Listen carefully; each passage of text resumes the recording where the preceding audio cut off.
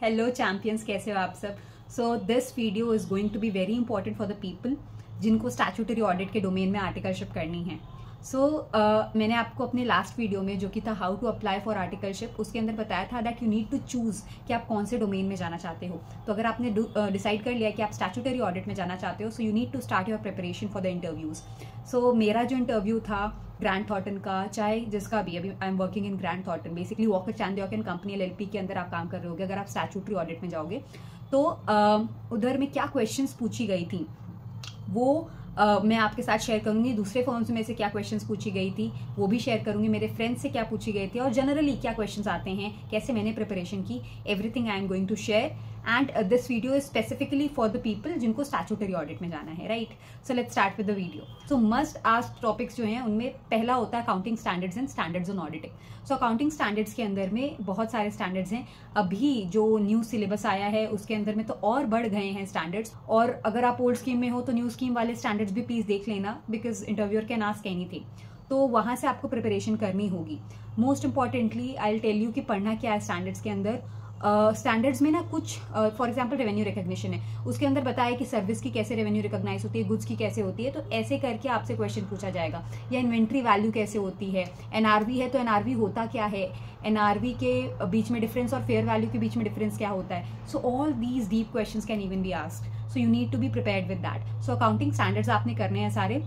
Most importantly आप एक तो related party, revenue recognition, inventory valuation और डिफर्ड टैक्स, ये तो चार को बहुत अच्छे से करके जाना, और बाकी भी आपको करना ही है जो सिलेबस के अंदर में है। Now one more important thing is you need to know at least 2 favourite standard of yours. So accounting standard आप कोई 2 चूज कर लेना। AS1 मत ले लेना बिकॉज वो बहुत छोटा सा AS है। सो आप 2 अकाउंटिंग स्टैंडर्ड्स तो फेवरेट वाले रखना है, इनकेस वो पूछते हैं कि कौन सा फेवरेट आपका है तो आप बता सको। Next we come to the standards on auditing. Standards on auditing के अंदर ऐसे 500 वाली जो सीरीज है एंड 700 वाली जो सीरीज है वो तो बहुत अच्छे से कर लेना। उसके अलावा भी जितने वो भी करने ही है ऑफकोर्स, जितने आपके CA इंटर के लेवल पे थे। सो इसके ऑडिट के सिलेबस में पूरा ऑडिट का आपका सब्जेक्ट नहीं पूछा जाता। ऑफ कोर्स वो आपसे ये नहीं पूछेंगे जो आपने इंफॉर्मेशन टेक्नोलॉजी से रिलेटेड जो चीजें पढ़ी थी आपने ऑडिट में, तो अगर वो सारी चीजें वो सब नहीं पूछे जाते। ऑफ कोर्स ऑडिट के अंदर आपको एक कॉमन सेंस से आप एनालाइज कर लोगे कि क्या पूछा जा सकता है क्या नहीं। तो वो सारे टॉपिक्स आपको करने हैं, जिसमें मैं अगर आपको बताऊं तो स्टैंडर्ड्स ऑन ऑडिटिंग करने होते हैं। स्टैंडर्ड्स ऑन ऑडिटिंग में से 315 भी इंपॉर्टेंट होता है। तो ये सारे ओपिनियंस के टाइप्स ऑफ ओपिनियन, और इसको दूसरे तरीके से देखे ना कि टाइप्स ऑफ ऑडिट रिपोर्ट, तो आपको बताना होगा disclaimer of opinion, qualified opinion, जितने भी हैं वो सारे आपको एक्सप्लेन करने होंगे अच्छे से। रिलेटेड पार्टी से जो रिलेटेड स्टैंडर्ड है वो पूछ सकते हैं वो आपसे। तो बेसिकली अगर उन्होंने ऐसा क्वेश्चन पूछा ना कि रिलेटेड पार्टी का बताओ, तो रिलेटेड पार्टी से आपको बताना होगा कि इससे रिलेटेड अकाउंटिंग स्टैंडर्ड भी है और इससे रिलेटेड स्टैंडर्ड और ऑडिटिंग भी है। उन पर्टिकुलर स्टैंडर्ड या AS या SA का नंबर भी कोड करना and then explain the thing कि ऑडिटिंग स्टैंडर्ड में ये दिया है, अकाउंटिंग स्टैंडर्ड में ये दिया है। तो ऐसे they will get to know that you have the complete knowledge about that specific thing. So that is very important. मैंने ऐसे ही आंसर किया था अपने इंटरव्यू के अंदर में। नाउ ऑडिट में कारो बिकम्स वेरी इंपॉर्टेंट। कारो की एप्लीकेबिलिटी तो मुंह पे होनी चाहिए, एंड कारो के अंदर क्लॉजेज हैं। सो जैसे 21 क्लॉजेज हैं, ऑफकोर्स वो आपको नंबर से नहीं बोलेंगे कि ये वाला क्लॉज कौन सा है, बट यू शुड हैव ऊपर से एक अच्छा knowledge about it. Then we come to the next thing, IFC and IFCFR, इन दोनों के बीच का डिफरेंस एंड एप्लीकेबिलिटी याद कर लेना यार। Then we come to the audit process, क्या होता है, पूरा प्रिलिमिनरी एक्टिविटीज पूरा आपको याद होना चाहिए कि ये 5-6 जो भी स्टेप्स हैं ये स्टेप्स होते हैं, उनके अंदर क्या क्या ऊपरी होता है वो चीज आपको पता होना चाहिए। Then we come to an important and easy thing, accounting entries. ना अकाउंटिंग एंट्रीज में बेसिकली डेप्रिसिएशन की एंट्री क्या होती है, प्रोविजन फॉर डाउटफुल डेट की एंट्री क्या होती है, डिबेंचर रिडेम्पशन रिजर्व की एंट्री क्या होती है, देन शेयर कैपिटल से रिलेटेड एंट्री क्या होती है, सेल ऑन अप्रूवल बेसिस से रिलेटेड एंट्री, या GST की टैक्स की एंट्री क्या होगी।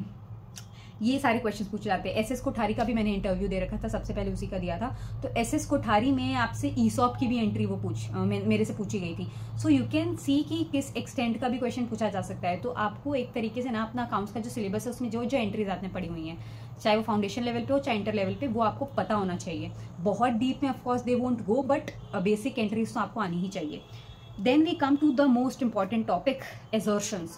एजर्शंस पे क्वेश्चंस पूछे जाते हैं बिकॉज आप एजर्शंस को ही टेस्ट कर रहे होते हो अपने ऑडिटिंग के पूरे आर्टिकलशिप के दौरान। तो एजर्शंस कितने तरीके के होते हैं, उनमें भी स्पेसिफिकली मेरे से जो पूछी गई थी वो PPE and cash and bank से रिलेटेड पूछी गई थी कि इन पे कौन से एजर्शंस आप टेस्ट करते हो। देन कट ऑफ से रिलेटेड क्वेश्चंस था, फिर ऐसे ऐसे करके क्वेश्चन पूछे गए थे. सो this was basically about your must do topics जो आपको करनी ही चाहिए. फेवरेट एएस एंड फेवरेट ऐसे दो प्लीज याद कर लेना. Now let's come to some topics जो must do. Of course everything is a must do if you want to go into a big 6 या टॉप फर्म. इनसे थोड़े least important ones but important ones are stat audit versus internal audit. अगर stat audit में आप big 6 में जा रहे होगे ना, तो वहाँ तो स्पेसिफिकली डोमेन आप वही काम कर रहे होते जिसके लिए आप अप्लाई कर रहे हो, तो उधर उतना वो लोग क्वेश्चन नहीं पूछते. But when I applied in SS Kothari ना, उधर में मेरे से पूछा गया था कि आप इंटरनल ऑडिट में क्यों नहीं जाना चाहते, स्टैट ऑडिट में ही क्यों जाना चाहते हो, या what is the difference between stat audit and internal audit. So ये क्वेश्चन पूछा जा सकता है. You need to be prepared with that, और बहुत सारे पॉइंट्स याद रखना अपने पास. Then substantive versus analytical procedures, test of control versus test of details, vouching versus verification, then test of details के बारे में अलग से अच्छे से, देन CSR की एप्लीकेबिलिटी, कॉर्पोरेट सोशल रिस्पॉन्सिबिलिटी की एप्लीकेबिलिटी क्या है, ऑडिट कमिटी कब फॉर्म करना होता है उसका एप्लीकेबिलिटी क्या है, उसका रोल क्या होता है, देन मटीरियलिटी के बारे में वो पूछ सकते हैं आपसे, एंड BRS की एंट्री से रिलेटेड भी पूछ सकते हैं कि BRS में ऐसा बैंक रिकन्सिलिएशन स्टेटमेंट से रिलेटेड जो आपने फाउंडेशन में पढ़ा था ना, उससे रिलेटेड चीज़ें वो पूछ सकते हैं. एंड उससे रिलेटेड ऑडिट आप कैसे करते हो वो पूछ सकते हैं. देन आपका इंटरनल कंट्रोल से रिलेटेड क्वेश्चन हो सकती हैं. And one more important topic is your provision versus contingent liability. So these were the questions जो स्टैट ऑडिट में पूछे जाते हैं.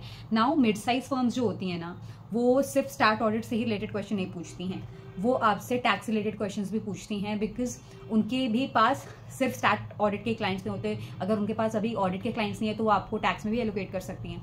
तो उसके लिए आपको TDS से रिलेटेड, GST के अंदर या इनकम टैक्स में TDS से रिलेटेड चीज़ें पढ़ लेना, ई-वे बिल से रिलेटेड चीज़ें पढ़ लेना, और ऑफकोर्स जो इंपॉर्टेंट सेक्शंस हैं आपके इनकम टैक्स या GST के, वो भी आप पढ़ के जाना. उसके लिए specifically you can approach to people of those firms, और उनसे आप पता लगा सकते हो कि क्या क्या क्वेश्चंस उनके इंटरव्यू में उनसे पूछे गए थे या क्या उन्हें प्रिपेयर उन्होंने किया था. Then one more important thing जो आपसे स्टैट ऑडिट में पूछी जा सकती है या किसी और डोमेन में भी, वो दैट इज एक्सेल.